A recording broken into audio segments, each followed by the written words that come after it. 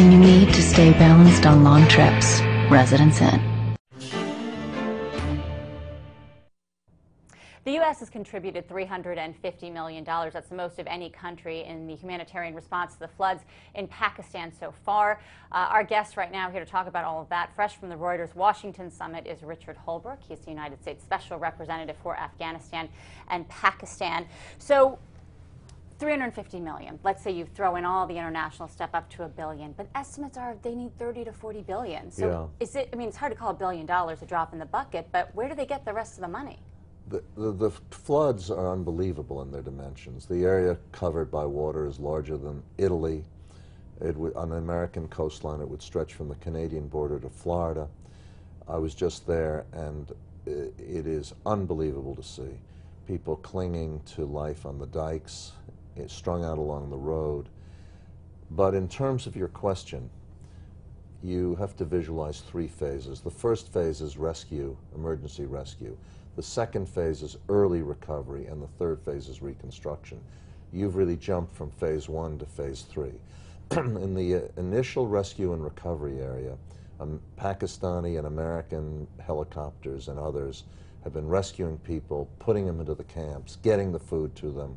That's what the $350 million U.S. plus the international community plus the American helicopters are doing. But all these other estimates. Well, let me get to them. Let me get to them. Don't rush me. I only get so much time with you. Yeah, well, I'll give you extra time if we can talk about Pakistan, because it's so important. And we have all these ways that the public can tune in as well. But in the second phase, early recovery, we're just moving into that. People are racing to get out of the camps and go home. But they have no homes to go to. The houses are gone. The livestock is gone. The crops are underwater. And in some places the topsoil's been washed away. In other places they have better topsoil. But it's going to take, in that early recovery phase, that's what we're meeting here at the United Nations about. Secretary Clinton, myself, we're working very hard to work on that. Beyond that lies the monumental task of rebuilding the 1/5 of the country where every bridge has been wiped out, roads are gone, 4,000 or 5,000 schools are gone, hundreds of health clinics. That is what you're really talking about. That's going to cost tens of billions of dollars.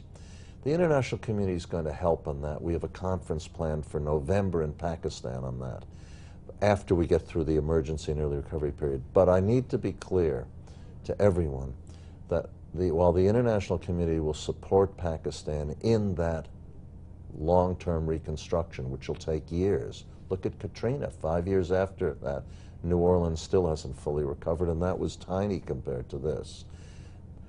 But it wasn't tiny at all.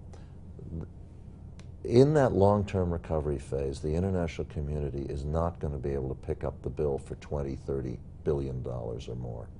So we will pick up some of it. The world community will give money, but the Pakistanis must raise their own revenue base. This is very carefully phrased.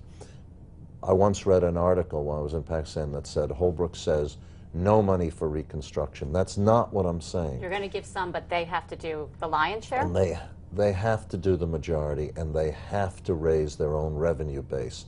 Their tax rates on the wealthy are much lower than those in the West.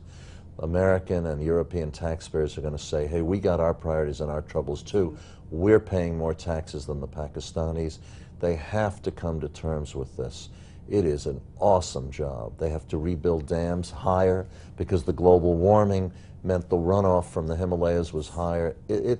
I've never seen anything like this. Let's talk a little bit about the first phase, because you were talking about the helicopters, and I want to know, has what the U.S. been doing in terms of humanitarian aid taken away at all from what you've been able to do, say, on the border of Pakistan? No. Nothing? Nothing.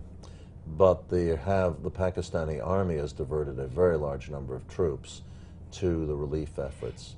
But the American activities in Afghanistan and our other activities against those people who threaten us have not diminished. You know, we're sitting here in Times Square where somebody tried to set off a bomb a few yards from where you and I are sitting now, and that man was trained in Pakistan.